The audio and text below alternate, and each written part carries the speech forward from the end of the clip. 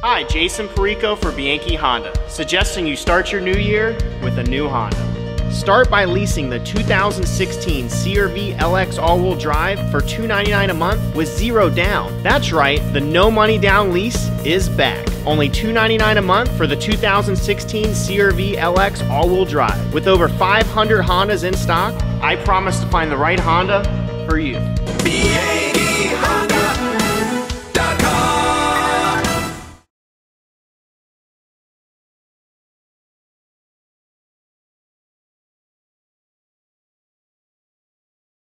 Fox Sports Radio 1330 AM, The Fan. I'm Alex Wilmer, joined now by Gannon Golden Knights head coach John Reilly. Coach, how's it going? Pretty good. Pretty good. We're plugging.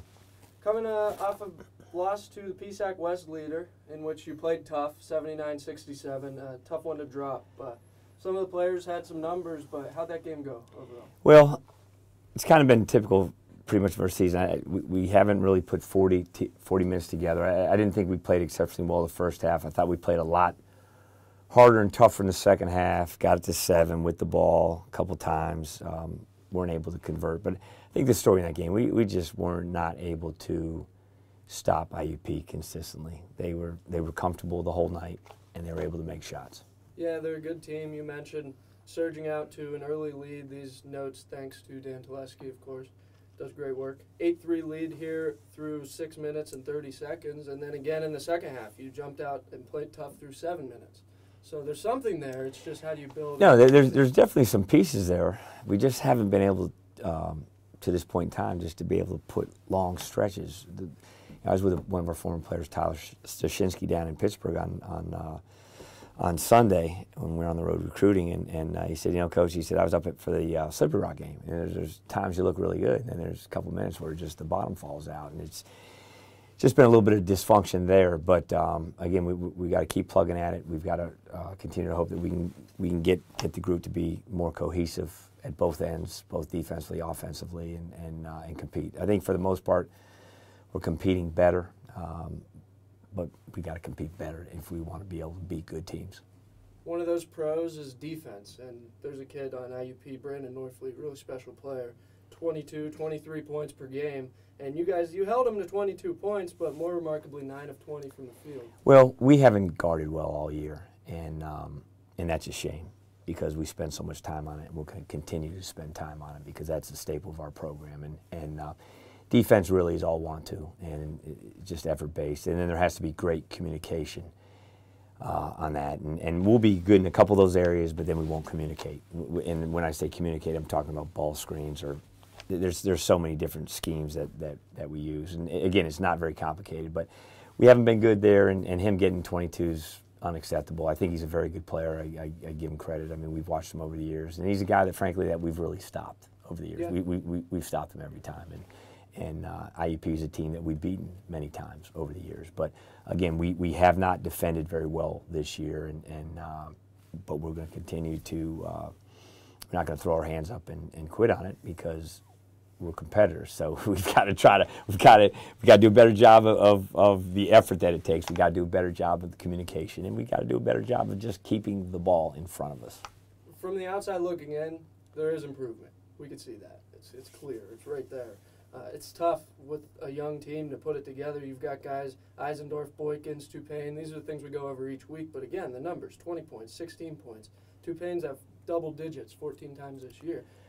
There's definitely talent there. There's definitely talent, and again, all those guys that you've mentioned have had wonderful spurts. Again, we pride ourselves on being able to play both ends, and I think to this point in time, we just haven't been able to put those both ends together. But again, we need those three guys. They're obviously three of our better players and three of our tougher players, but again, we've got to be able, those guys as well as the rest of the guys have to be able to play both defense as well.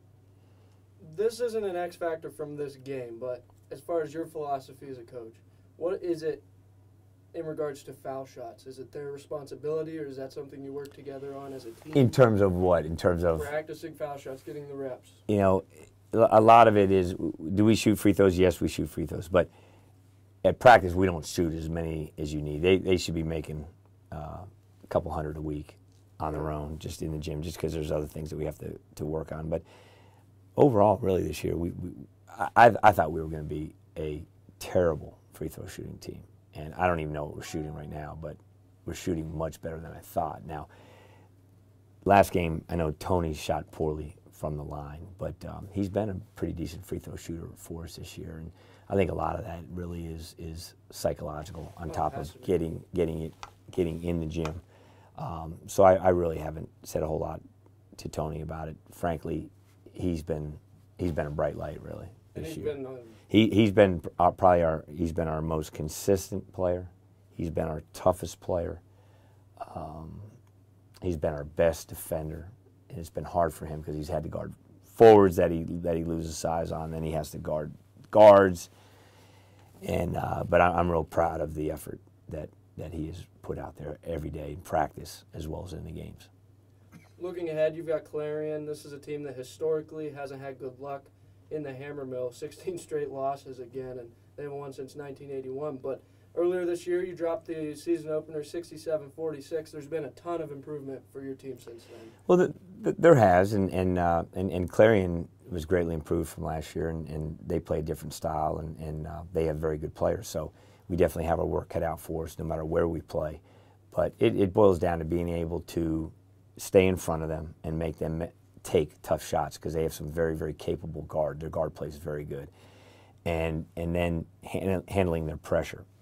Their pressure will give you some baskets, but if we turn the ball over, they do a great job of converting those turnovers into points. So we'd be better off, like in football, just throwing the ball out of bounds. Then you turn it over, live ball turnovers in the middle of the court, and then have them convert. So we obviously have to defend and make it hard for them to make shots, and then we've got to really be strong with the ball and penalize them for pressing us. And then we've got to do a good job on the glass. But a good team, we're going to have to play very well. But it's definitely a game that we're looking forward to playing. We have gotten better. Obviously, not good enough, but we have improved. But we're going to have to play really, really tough Wednesday night.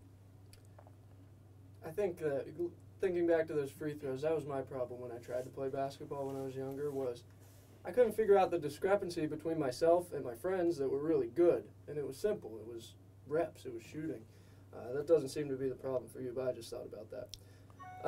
Looking at your schedule moving forward, Clarion at home, we talked about that, Pitt, Johnstown, then Seton Hill, Lemoyne. That's quite the road trip, but that's got to be a great learning opportunity. Well, we don't care where we play right now. We haven't.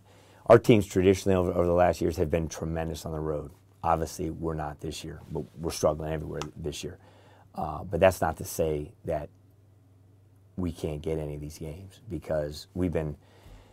Since we've come back from Christmas, I mean, we had a very, very poor outing at Kutztown, playing without Johnny Stupane, and we had a really bad day of practice one day before that we played at Cal. With the exception of that, we've had a lot of good days.